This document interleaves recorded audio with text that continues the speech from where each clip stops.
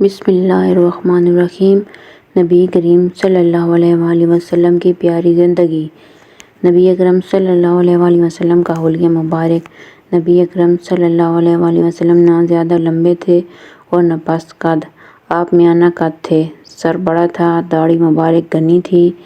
آپ صلی اللہ علیہ وآلہ وسلم کے سر مبارک اور داڑھی مبارک میں گنتی کے تقریباً 20-25 بال سفید تھے۔ چہرہ انور نہایت خوبصورت اور نورانی تھا۔ جس نے بھی آپ کا چہرہ انور دیکھا ہے، اس نے حضور کے چہرہ انور کو 14ویں رات کے چاند کی طرح منور بیان کیا ہے۔ نبی اکرم صلی اللہ علیہ وآلہ وسلم کی خوشبو مبارک۔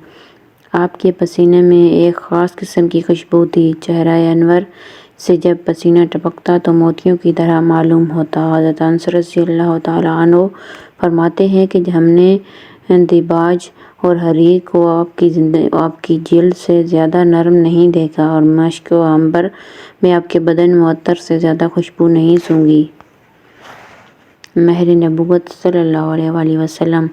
نبی کریم صلی اللہ علیہ وآلہ وسلم کے دونوں شانوں کے درمیان دائیں شانے کے قریب مہر نبوت تھی۔ صحیح مسلم میں ہے کہ نبی اکرم صلی اللہ علیہ وآلہ وسلم کے دونوں شانوں کے درمیان میں ایک سرخ گوشت کا ٹکڑا کبوتر کے انڈے کی مانند تھا۔ یہ مہر نبوت حضور صلی اللہ علیہ وآلہ وسلم کی نبوت کی خاص نشانی تھی، جس کا ذکر کتب سابقہ اور انبیاء سابقین کی بشارتوں میں تھا۔ علماء بنی اسرائیل اس علامت کو دیکھ کر پہچان لیتے تھے کہ حضور پر نور نبی آخر الزمان ہیں، کہ جن کی انبیاء سابقین نے بشارت دی ہے، اور جو علامت مہر نبوت بتائی تھی وہ آپ میں موجود ہے۔ گویا یہ مہر نبوت آپ کی نبوت کے لیے من جانب اللہ تعالیٰ کی مہر اور سند تھی۔ نبی اکرم صلی اللہ علیہ وآلہ وسلم کے سر کے بال اور آنکھیں۔ آپ کے سر کے بال اکثر موندے تک اور کبھی نرم گوشت تک لٹکے رہتے تھے۔ بالوں میں کنگھی بھی کرتے تھے اور آنکھوں میں سرما بھی ڈالتے تھے۔ باوجود یہ کہ آنکھیں قدرتی طور پر سرمگین تھیں، آپ کی آنکھیں نہایت خوش نما اور کشادہ تھیں، خوب سیاہ اور سرخی مائل تھیں۔ سینہ مبارک اور دونوں قدم۔ نبی اکرم صلی اللہ علیہ وآلہ وسلم کے سینے سے لے کر ناف تک ایک نہایت خوبصورت باریک خط تھا۔ دونوں بازو اور قدمین پر گوشت تھے۔ نبی اکرم صلی اللہ علیہ وآلہ وسلم جب چلتے تو ایسا معلوم ہوتا گویا کہ پاؤں جما کر اٹھاتے ہیں اور اوپر سے نیچے کی طرف جا رہے ہیں۔ داڑھی مبارک۔ نبی کریم صلی اللہ علیہ وآلہ وسلم کی داڑھی مبارک گھنی تھی اور مونچھیں کترواتے تھے۔ داڑھی کے جو بال زائد ہو جاتے تھے ان کو کتروا دیتے تھے تاکہ صورت بدنما معلوم نہ ہو۔ چونکہ داڑھی تمام انبیاء و مرسلین کی سنت تھی، معاذاللہ ملکی اور قومی رواج کی بنا پر نہ تھی، جیسا کہ بعض گمراہوں اور نادانوں کا خیال ہے کہ داڑھی صرف سنت محمدیہ اور طریقہ اسلام ہی نہیں بلکہ تمام پیغمبروں، جن کی تعداد تقریباً 1,24,000 ہے، کی سنت ہے، جیسا کہ حدیث میں آیا ہے، یعنی داڑھی تمام انبیاء اور مرسلین کی سنت ہے۔ نبی اکرم صلی اللہ علیہ وآلہ وسلم کی اعلیٰ اخلاق حسنہ۔ نبی اکرم صلی اللہ علیہ وآلہ وسلم لوگوں میں سب سے زیادہ بردبار اور تحمل مزاج تھے۔ آپ کا تحمل، صبر اور برداشت کرنا ہمیشہ غصے پر غالب رہتا تھا، اور اگر کوئی نادان آپ کو غصہ دلانے کی کوشش کرتا تو ہمیشہ آپ کا صبر اور برداشت کرنا اس کی نادانی پر غالب رہتا تھا۔ نبی اکرم صلی اللہ علیہ وآلہ وسلم کی بہادری۔ حضرت ابن عمر رضی اللہ تعالیٰ عنہ نے فرمایا، میں نے رسول اللہ سے بڑھ کر نہ کوئی بہادر دیکھا اور نہ مضبوط دیکھا اور نہ فیاض دیکھا اور نہ دوسرے اخلاق کے اعتبار سے پسندیدہ دیکھا۔ اور ہم جنگ بدر کے دن رسول اللہ صلی اللہ علیہ وآلہ وسلم کی آڑ میں پناہ لیتے تھے، اور بڑا بہادر وہ شخص سمجھا جاتا تھا جو میدان جنگ میں آپ سے نزدیک رہتا، بلکہ آپ دشمن کے قریب ہوتے تھے، کیونکہ اس صورت میں اس شخص کو بھی دشمن کے قریب رہنا پڑتا تھا۔ نبی اکرم صلی اللہ علیہ وآلہ وسلم کی سخاوت۔ آپ سب سے زیادہ سخی تھے۔ آپ کے پاس دینار درہم رات کو نہ رہتا تھا۔ اگر بچ جاتا اور ایسا شخص نہ ملتا جس کو عطا فرمائے اور یکایک رات ہو جاتی تو اپنے مکان میں تشریف نہ لاتے جب تک کہ بچی ہوئی کو کسی محتاج کو نہ دے دیتے۔ نبی اکرم صلی اللہ علیہ وآلہ وسلم کی کھانے میں عادت مبارکہ، کبھی کبھی بھوک کے مارے اپنے پیٹ مبارک پر پتھر باندھتے تھے، جو موجود ہوتا وہ تناول فرماتے اور جو پاتے اس کو نہ ہٹاتے اور حلال کھانے سے تکلف نہ فرماتے، اور اگر کھجور میسر ہو جاتی تو اس کو ہی نوش فرما لیا کرتے، اور اگر بھنا ہوا گوشت ملتا تو وہی کھا لیتے، اگر روٹی گیہوں یا جو کی ملتی اس کو کھا لیتے، اور اگر دودھ میسر ہو جاتا تو اسی پر اکتفا فرما لیا کرتے، اور اگر خربوزہ اور تر کھجوریں ملتی تو وہی کھا لیا کرتے تھے۔ نبی اکرم صلی اللہ علیہ وآلہ وسلم کی کھانے میں عادت مبارکہ، آپ صلی اللہ علیہ وآلہ وسلم تکیہ لگا کر کھانا تناول نہیں کیا کرتے تھے اور نہ ہی اونچے ٹیبل یا میز پر رکھ کر کھانا کھایا کرتے تھے۔ گیہوں کی روٹی سے زندگی بھر 3 دن مسلسل پیٹ نہیں بھرا، اور یہ امر مفلسی اور بخل کی وجہ سے نہ تھا بلکہ نفس کو مطیع اور مغلوب رکھنے کے لیے تھا۔ مریض کی عیادت، نبی اکرم صلی اللہ علیہ وآلہ وسلم مریض کی عیادت فرماتے اور مریض کو تسلی کے کلمات ارشاد فرماتے، اور عام طور پر یہ جملہ ارشاد فرماتے: کوئی بات نہیں، یہ بیماری انشاءاللہ گناہوں کا کفارہ بنے گا۔ آپ کے اخلاق کا یہ حال تھا کہ مدینہ منورہ کے آخری کنارے پر بھی کوئی بیمار کوئی نہ ہو، آپ اس کی عیادت فرمایا کرتے۔ جنازے کے ہمراہ تشریف لے جاتے، نبی اکرم صلی اللہ علیہ وآلہ وسلم جنازے کے ساتھ تشریف لے جاتے اور میت کو دفن کرنے کے بعد لوگوں کو تھوڑی دیر وعظ و نصیحت فرماتے، جس میں قبر آخرت کی باتیں فرماتے، اس کے بعد موت کے حق میں سوال و جواب میں آسانی کے لیے دعا فرماتے۔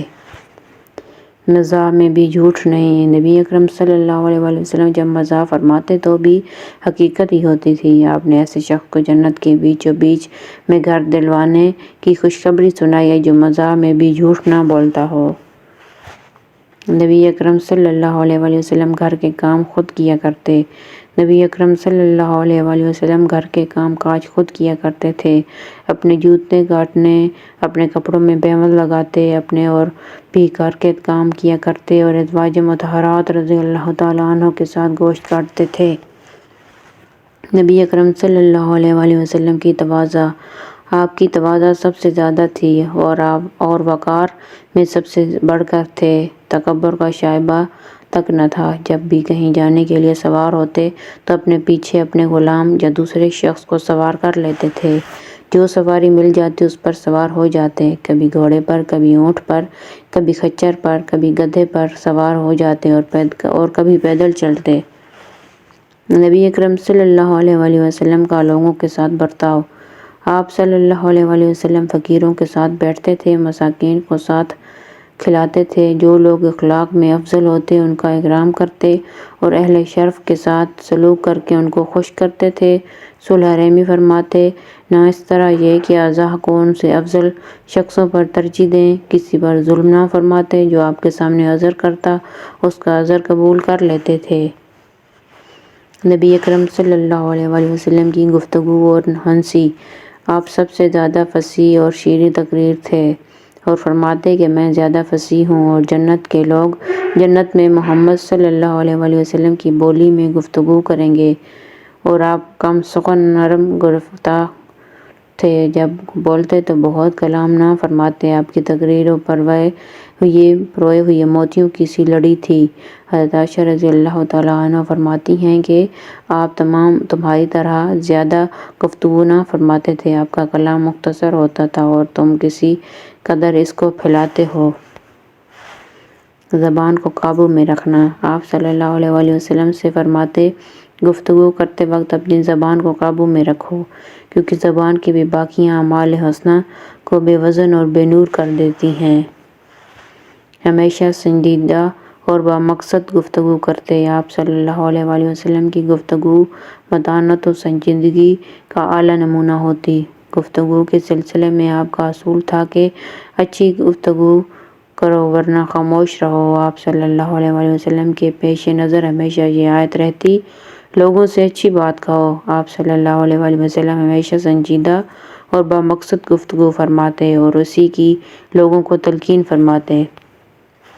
نبی کریم صلی اللہ علیہ وآلہ وسلم کا لہجہ مبارک، آپ صلی اللہ علیہ وآلہ وسلم کا لہجہ دھیما ہوتا، جس میں محبت و الفت، رحمت و شفقت کی حلاوت اور شیریں ہوتی۔ دوست تو دوست، دشمن بھی آپ کی بات سننے کے بعد کاٹنے کی جرأت نہ کرتا۔ مخاطب کو پورے الفاظ سے گفتگو کرنے کا موقع دیتے اور پوری توجہ اور انہماک سے اس کی گفتگو سنتے اور پھر اطمینان سے اس کے سوال کے جواب دیتے۔ مختصر الفاظ میں تشفیع بخش جواب دیتے، طول و طویل کلام سے اعتراض کرتے تاکہ سننے والا اکتا نہ جائے۔ آپ صلی اللہ علیہ وآلہ وسلم کی اخلاق قرآن میں حضرت سعد فرماتے ہیں کہ میں حضرت عائشہ صدیقہ رضی اللہ تعالیٰ عنہ کے پاس گیا۔ میں نے پوچھا، آپ کے اخلاق کیسے تھے؟ حضرت عائشہ رضی اللہ تعالیٰ عنہ نے فرمایا کہ آپ قرآن نہیں پڑھتے؟ میں نے کہا جی ہاں پڑھتا ہوں۔ حضرت عائشہ صدیقہ رضی اللہ تعالیٰ عنہ نے فرمایا آپ کے اخلاق قرآن ہی تو ہے۔ اللہ تعالیٰ مکارم اخلاق کو پسند کرتے ہیں۔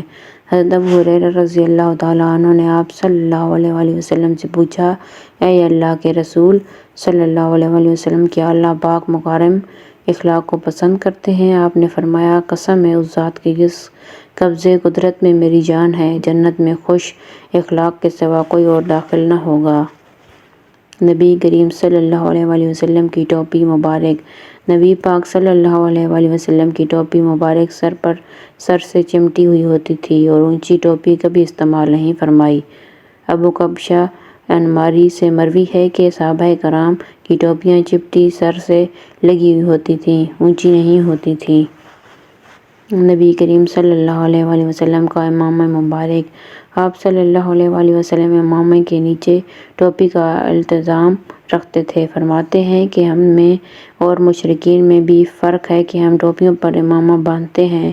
آپ صلی اللہ علیہ وآلہ وسلم جب امامہ باندھتے تو اس کو شملہ دو شانوں کے درمیان لٹکا لیتے اور کبھی دائیں جانب اور کبھی بائیں جانب ڈال دیتے اور کبھی تخت النحک تھوڑی کے نیچے لپیٹ لیتے۔ نبی اکرم صلی اللہ علیہ وآلہ وسلم کا بیٹی کی وفات پر حضرت انس بن مالک رضی اللہ تعالیٰ عنہ فرماتے ہیں کہ نبی کریم صلی اللہ علیہ وآلہ وسلم کے بیٹے ابراہیم کا انتقال ہوا تو آپ کی آنکھوں سے آنسو بہہ رہے تھے اور زبان سے یہ جملے ارشاد فرما رہے تھے، آنکھیں رو رہی ہیں اور دل غمزدہ ہے اور ہم صرف وہی بات کہتے ہیں جس سے ہمارا رب راضی ہوتا ہے۔ اے ابراہیم، تیری جدائی پر ہم غمزدہ ہیں۔ نبی اکرم صلی اللہ علیہ وآلہ وسلم کا شکر۔ حضرت انس بن عوف فرماتے ہیں کہ ایک بار نبی اکرم صلی اللہ علیہ وآلہ وسلم نے اتنا لمبا سجدہ کیا کہ میرا خیال ہونے لگا کہ آپ کی روح پرواز کر گئی ہے۔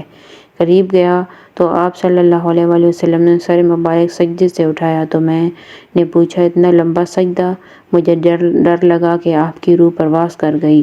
آپ نے فرمایا، جبرائیل علیہ السلام نے مجھے خوشخبری دی کہ اللہ تعالیٰ نے فرمایا، جس شخص نے آپ پر درود بھیجا میں اس پر رحمت نازل کروں گا اور جس نے سلام کیا میں اس پر سلامتی کروں گا، اس لیے میں نے سجدہ شکر بجا لایا۔